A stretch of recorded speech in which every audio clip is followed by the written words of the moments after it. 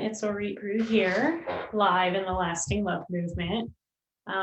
We had a great discussion, really powerful discussion about a member of the Lasting Love Movement sharing about this uncontrollable urge to emotionally cheat. And here we are today. I'm responding here in this video because there are so many of you who are struggling with the same thing. And I also used to struggle with this. So it's an important topic. I've made this video just private to the Lasting Love Movement family so that you can comment and you don't have to worry about your partner seeing. If your partner's not in this group, which they're probably not, you can comment freely and we can have a safe discussion about this. So let's jump in to the 4 reasons. And again, I want to emphasize that I struggle with this too. So while I am probably going to be direct and real with you, I completely understand this place and I don't judge because it took me a lot to stop these urges as well. So the first reason why trauma makes you emotionally cheat is because trauma has wired your nervous system and adapted your nervous system to basically equate love with drama and trauma. So the woman who posted this was like, oh, I've seen a bunch of therapists and they just basically said, you're bored. How infuriating is that to have such little validation, right? To just brush it off and say, oh, you're just bored. That is a really irresponsible advice or guidance from any kind of therapist to say that, because there's such a deeper issue there. Like, let's say that is accurate. Let's say you're feeling bored. It's when you say it, like when someone says it like that, it implies that, oh, you just have to go and like do something more fun. It's that much in your control. But when your nervous system is adapted to drama and trauma, then it's much deeper than that. You will feel empty and uncomfortable and unsafe in a safe, healthy relationship because it's boring, because the trauma and drama isn't there. And you'll need to do whatever you can to feel normal again. So you need to create drama. You need to create risky situations just to get that rush of, oh, like that. Yeah, that's familiar. Love is unsafe if it's boring, if it's healthy. Like something's going to end up going wrong. This is not okay. This is not normal. And so you need the drama to accompany you with the love. Number 2 is, yeah, you said it in the comments here. You're addicted to other people's approval and reassurance. You've been with your partner for almost 2 decades. And at first their reassurance and their approval of you was satisfying, but it is like a drug. You know, this is kind of boring now. It doesn't really give you that rush or that hit that you used to get from your partner because you've been together for so long.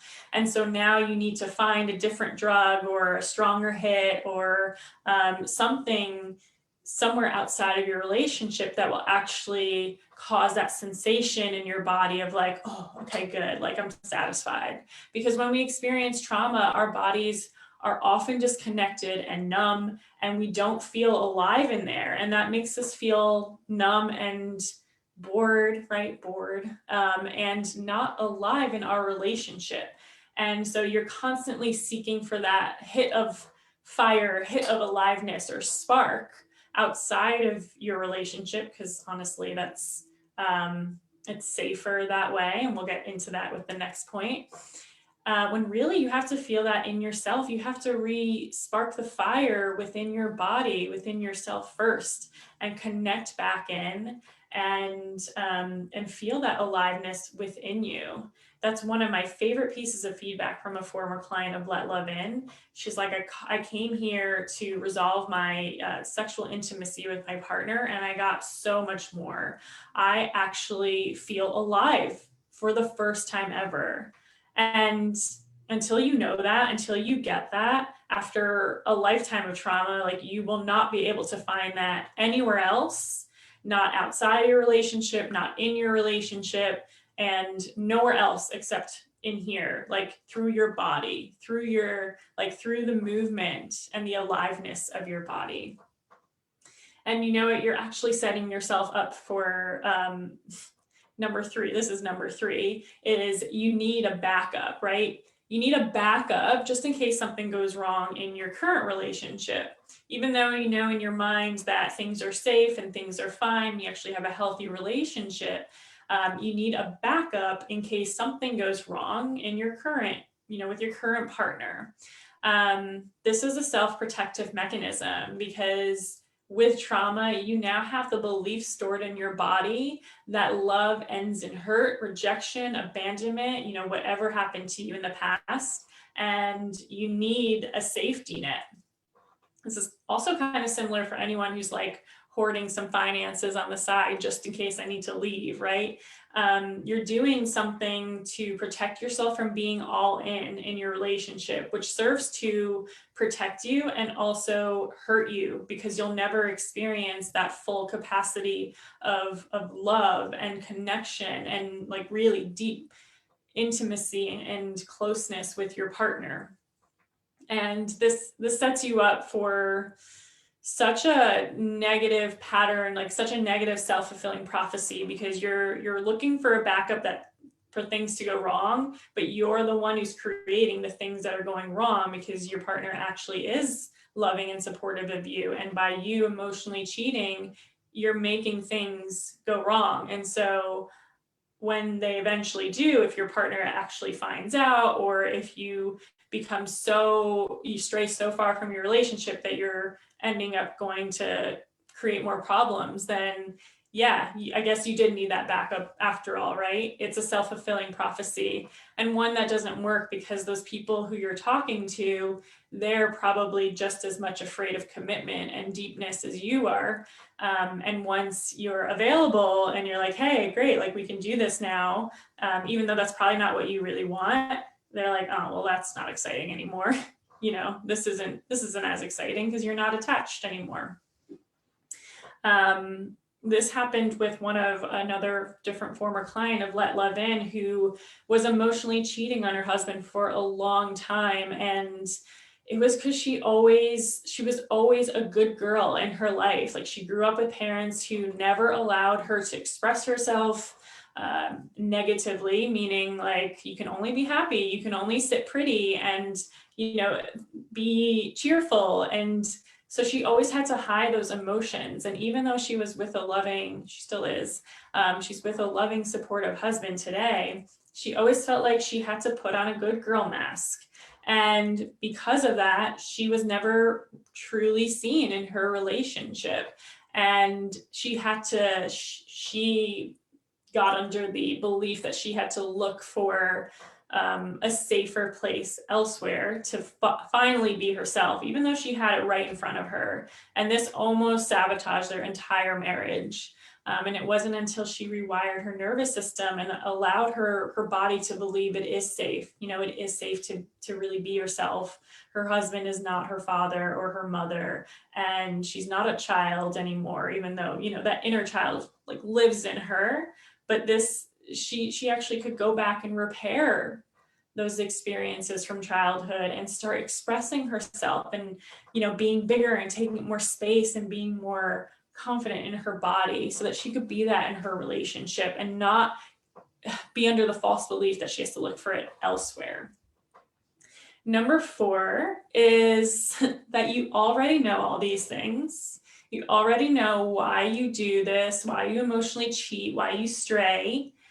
And the problem isn't that you don't know why, it's that you can't make a change in your behaviors. So all of this understanding intellectually, everything you know in your mind is like, you know exactly why your past trauma is making you emotionally cheat today. But that addiction, that urge just kind of takes over you and you're back doing it again.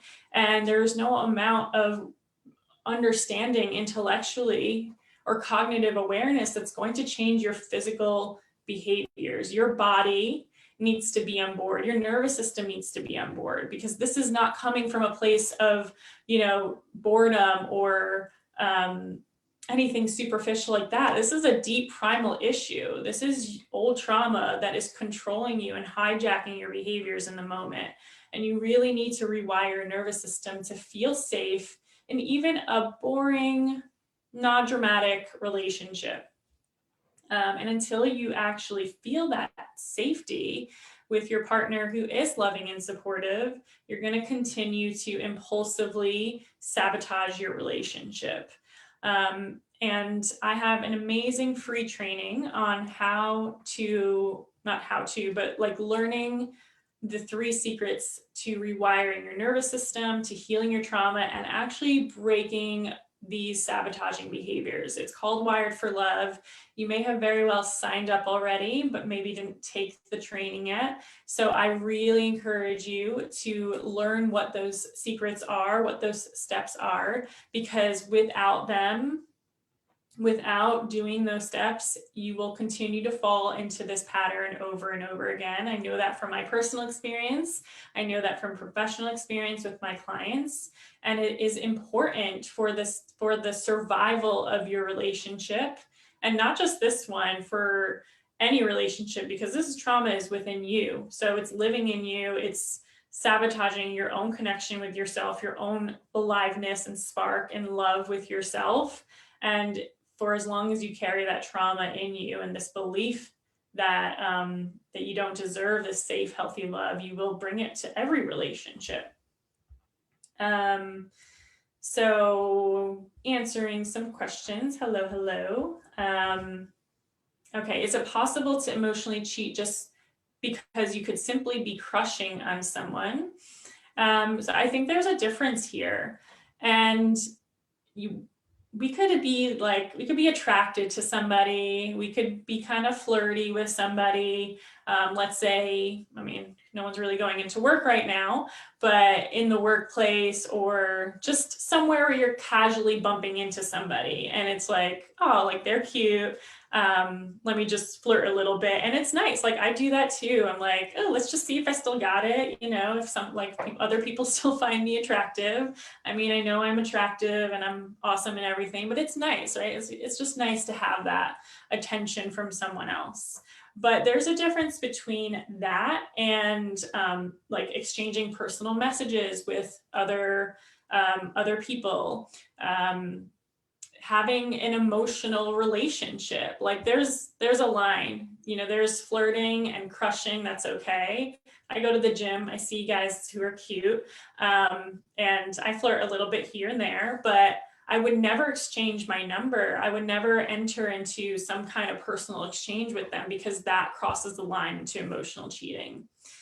So I don't know if that answers your question, but it's really like asking yourself, is this just innocent, unharmful flirting, or is this something that's really sabotaging having a deeper connection with your partner? And is it because of one of the reasons we just talked about? Do you have unresolved trauma, and is it serving you to keep your trauma patterns going? Yes, I can tag you in that link. What if it is your man that emotionally cheats? Yeah, I would recommend someone to you, because I don't personally really go into helping people with partners who emotionally cheat. I'm more helping the partners who are dealing with unresolved trauma, who are emotionally cheating themselves, or afraid of their partner emotionally cheating when their partner really isn't. So I'll tag you, or I will respond to your comment with somebody who can give you more insight on that.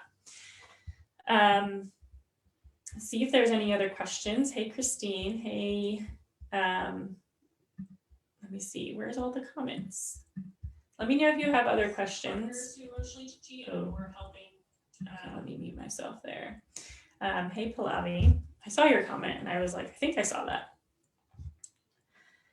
So I'll see if there's any more questions here. And if not, I'm going to leave the link for the training again, you have to actually take it to start creating a change. And if you've taken the training, you can send me a private message about my Let Love In program, where you would actually be able to release the trauma from your body and rewire your nervous system so that you can really break these patterns, these urges that are only serving you to sabotage the relationship that you've really always wanted, that you've always desired, and having healthy love. And again, a lot of this is a matter of being disconnected from yourself, numbing, trying to just like find anything outside of you to light you up. And that's always going to lead you down a dark road. It's not sustainable, and it will end up in a lot of chaos and tragedy, right? Like it can lead to divorce, to just being medically unwell. That was the question. That was the word, being medically unwell, of like always being under the stress of finding, never feeling settled and calm in your nervous system. All right, I don't see any more questions, so I hope that was helpful. I'm also going to tag those who wanted to know more about this, and you can always leave a question if you're listening to the recording. Thanks so much for joining, and until next time, you totally deserve to let healthy, lasting love in.